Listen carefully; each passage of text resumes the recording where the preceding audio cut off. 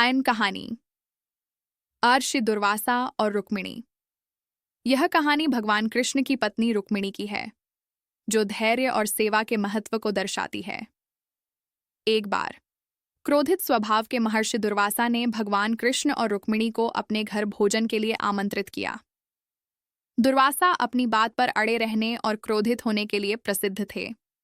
भोजन करते समय दुर्वासा ने एक विचित्र शर्त रखी। उन्होंने कहा कि उनका रथ कृष्ण और रुक्मिणी को खींचना होगा। कृष्ण और रुक्मिणी ने बिना किसी संकोच के यह शर्त मान ली।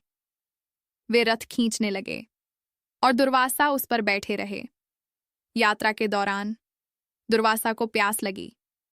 उन्होंने रुक्मिणी से पानी लाने को कहा। रुक्मिणी तुरंत पानी लेने गई। जब वह पानी लेकर लौटी तो दुर्वासा ने क्रोधित होकर कहा कि उन्हें प्यास अब नहीं है, और उन्होंने रुक्मिणी को अपने पैर से छुआ। दुर्वासा ने रुक्मिणी को एक और विचित्र आदेश दिया। उन्होंने कहा कि उनके भोजन के बाद जो झूठा बचेगा उसे रुक्मिणी को खाना होगा।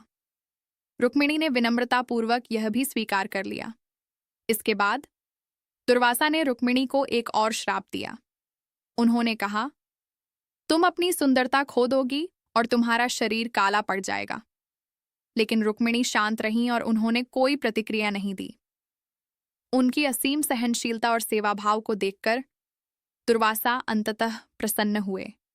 उन्होंने अपना श्राप वापस लिया और रुक्मिणी को आशीर्वाद दिया कि उनकी सुंदरता कभी नहीं घटेगी और वे हमेशा भगवान कृष्ण के साथ रहेंगी।